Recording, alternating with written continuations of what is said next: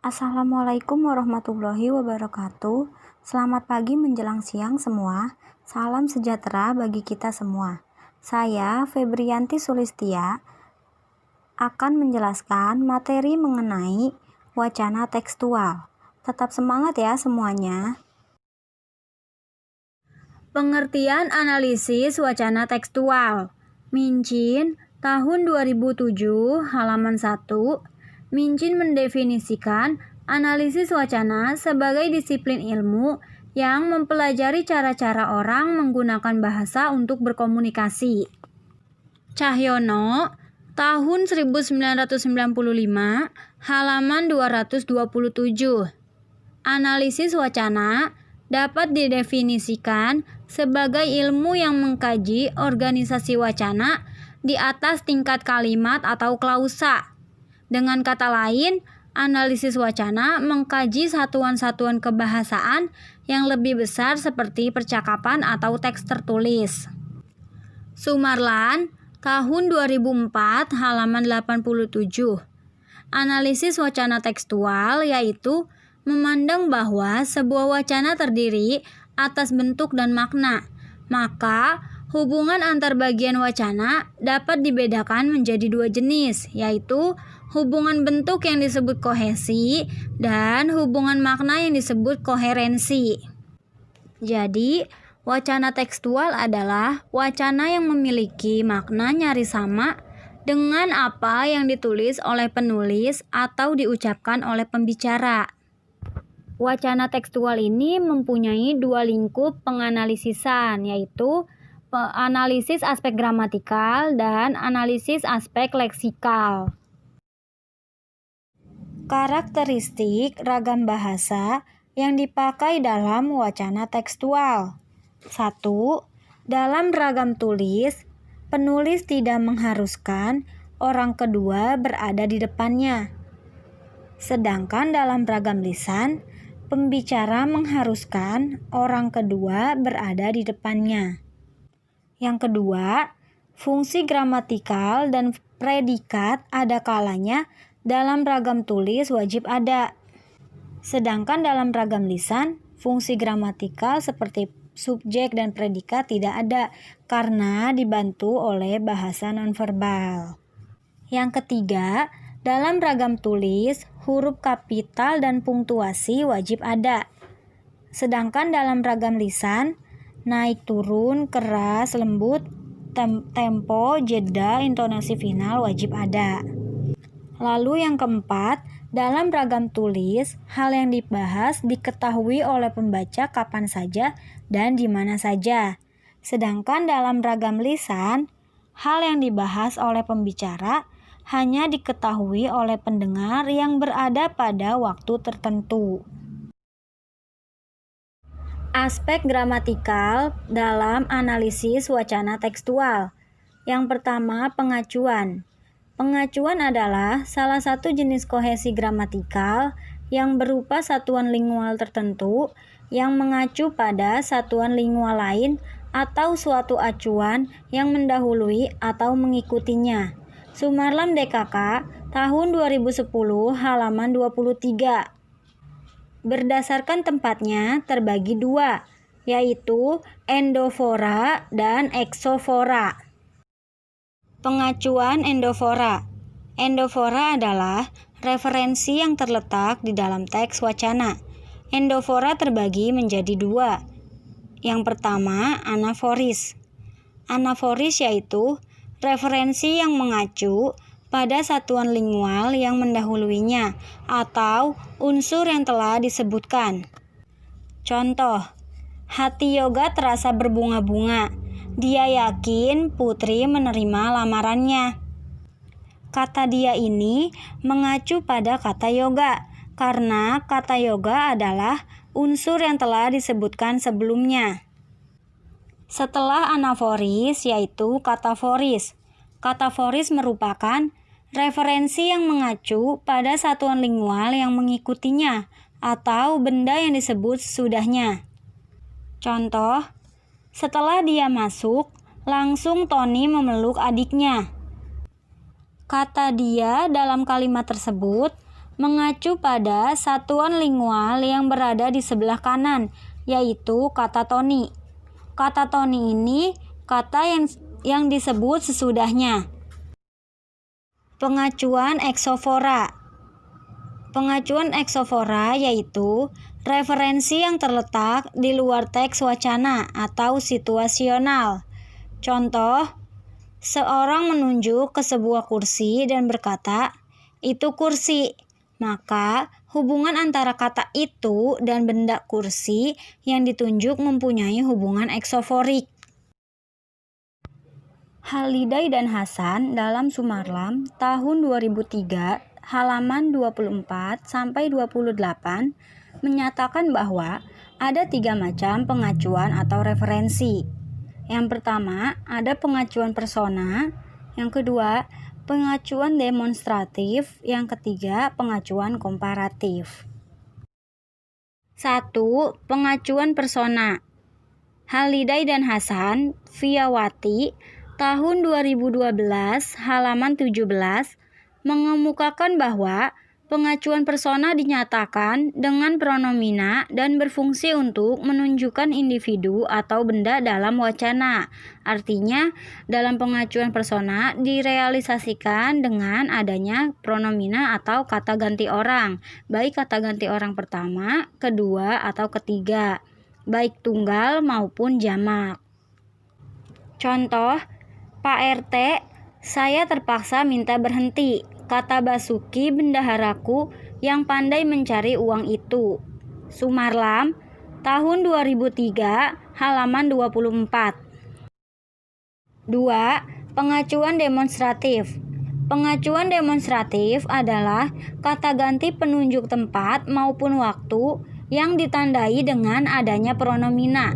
Pengacuan demonstratif atau kata ganti penunjuk dapat dibedakan menjadi 2, yaitu pronomina demonstratif waktu atau temporal dan pronomina demonstratif tempat atau lokasional.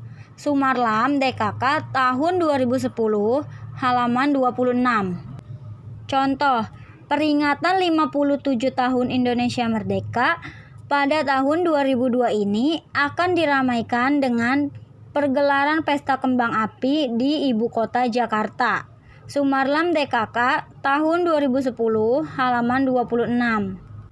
Kata ini mengacu pada pengacuan demonstratif yang mengacu pada waktu kini, yaitu pada tahun 2002.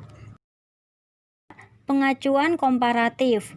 Pengacuan komparatif atau perbandingan ialah salah satu jenis kohesi gramatikal yang bersifat membandingkan 2 hal atau lebih yang mempunyai kemiripan atau kesamaan dari segi bentuk atau wujud, sikap, sifat, watak, perilaku, dan sebagainya.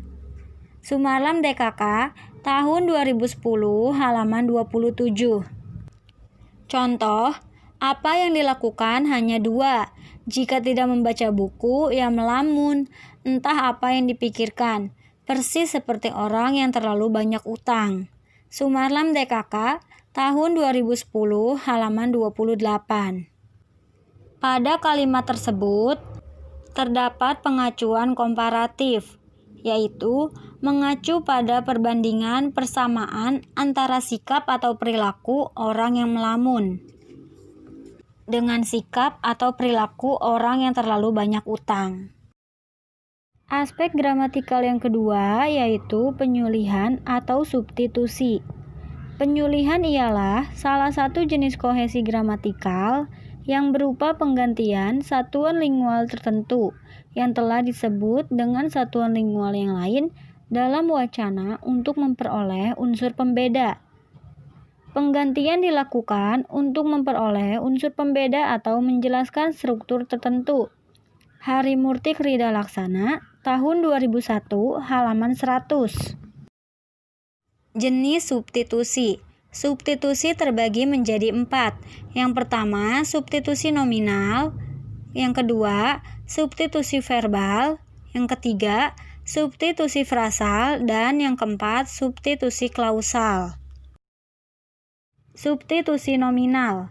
Substitusi nominal adalah penggantian satuan lingual yang berkategori nomina atau kata benda dengan satuan lingual lain yang berkategori nomina.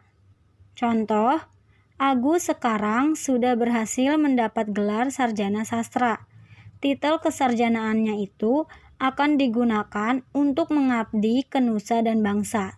Sumarlam DKK tahun 2010 halaman 38. Pada kalimat tersebut terdapat substitusi nominal, yaitu kata gelar yang telah disebut terdahulu digantikan oleh kata titel yang disebutkan kemudian. Substitusi verbal.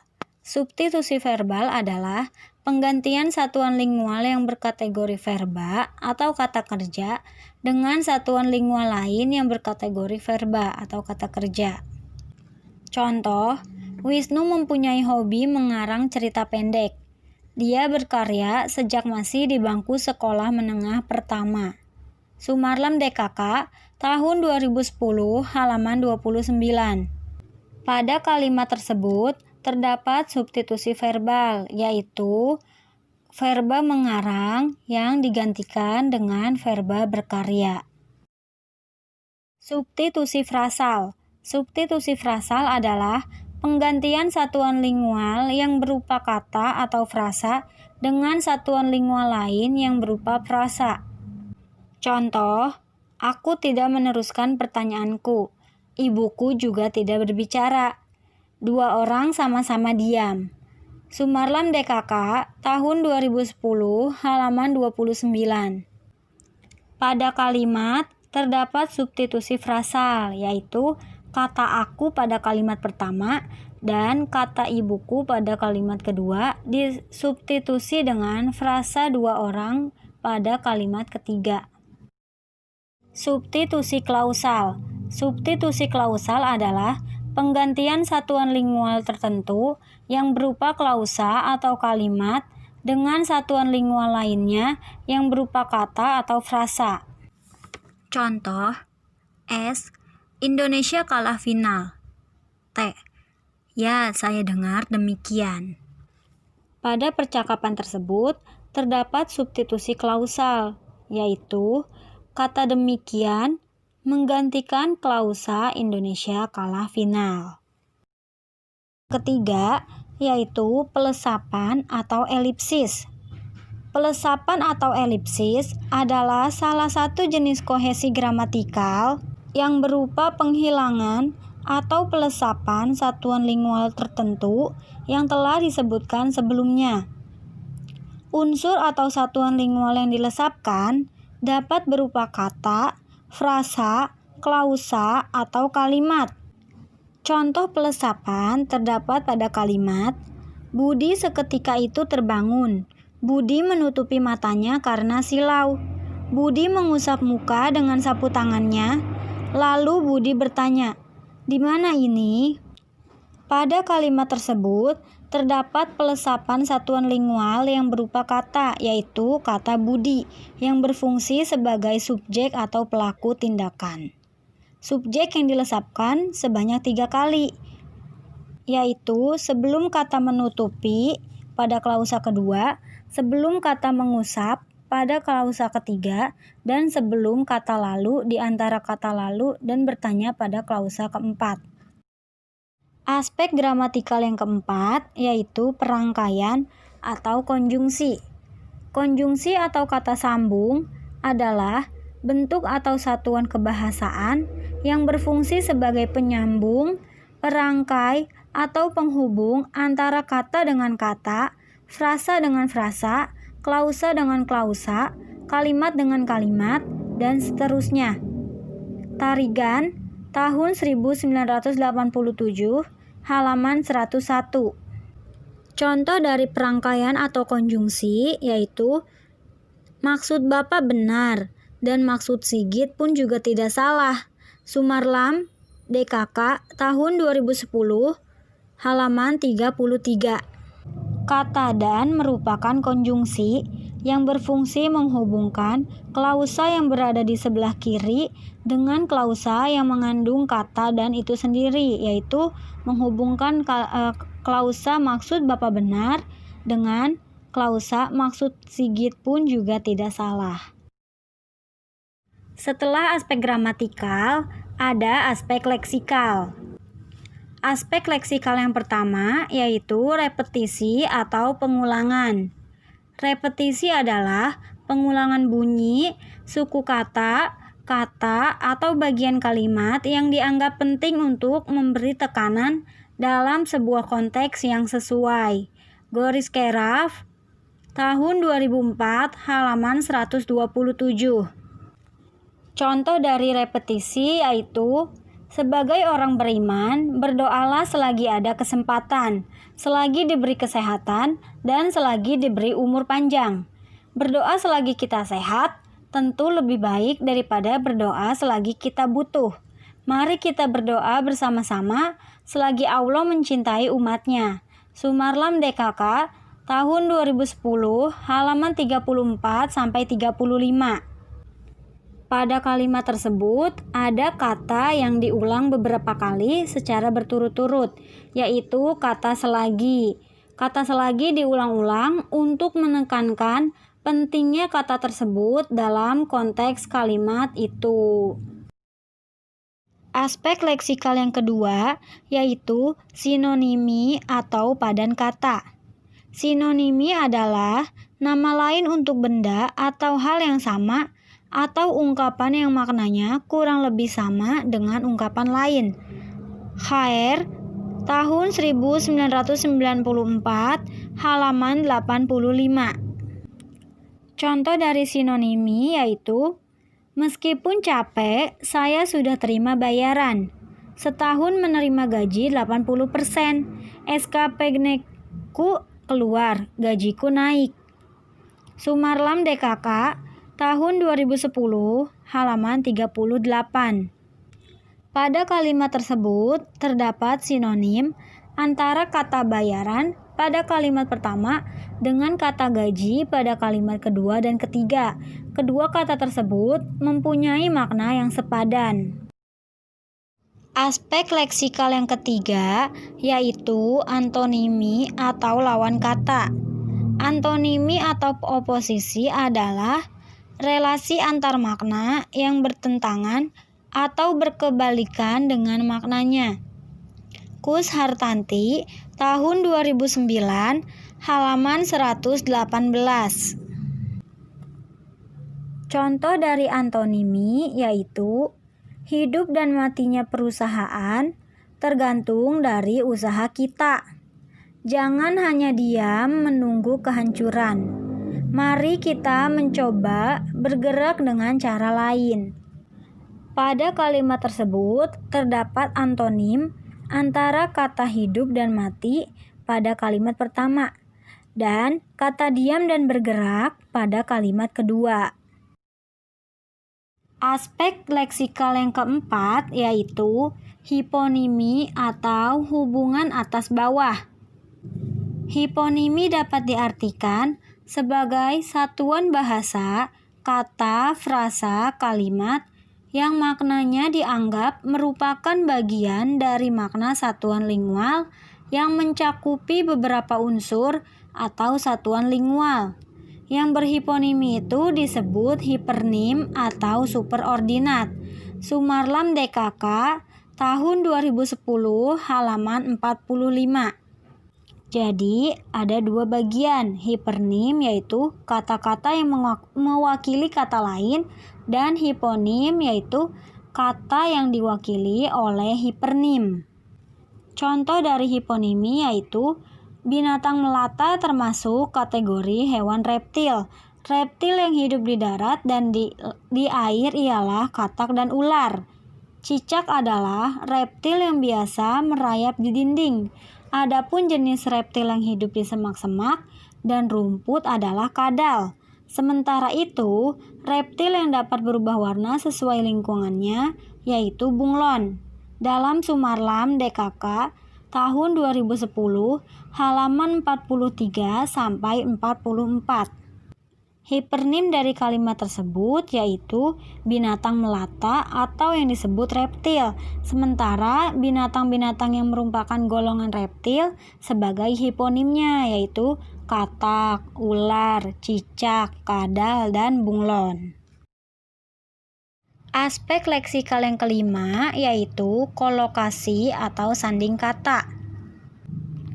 Kolokasi adalah asosiasi tertentu dalam menggunakan pilihan kata yang cenderung digunakan secara berdampingan. Sumarlam DKK tahun 2010 halaman 44.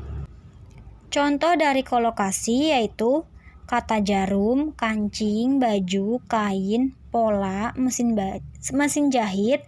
Asosiasinya yaitu tentang konveksi. Aspek leksikal yang keenam yaitu ekuivalen atau kesepadanan. Sumarlam tahun 2010 halaman 43. Ekuivalen atau kesepadanan adalah hubungan kesepadanan antara satuan lingual yang lain dalam sebuah paradigma. Contoh dari ekuivalen yaitu Dika memperoleh predikat pelajar teladan. Dia memang tekun sekali dalam belajar. Apa yang telah diajarkan oleh guru pengajar di sekolah diterima dan dipahaminya dengan baik. Dika merasa senang dan tertarik pada semua pelajaran. Nah, dalam hal ini sejumlah kata dihasilkan dari proses afiksasi dari morfem asal yang sama menunjukkan adanya hubungan kesepadanan. Misalnya kata pelajar, belajar, pengajar, dan pelajaran semuanya dibentuk dari kata asal yang sama yaitu kata ajar. Jadi dapat disimpulkan bahwa wacana tekstual adalah wacana yang memiliki makna nyaris sama dengan apa yang ditulis oleh penulis atau yang diucapkan oleh pembicara. Analisis wacana tekstual dibagi menjadi dua jenis, yaitu memerhatikan aspek gramatikal dan aspek leksikal.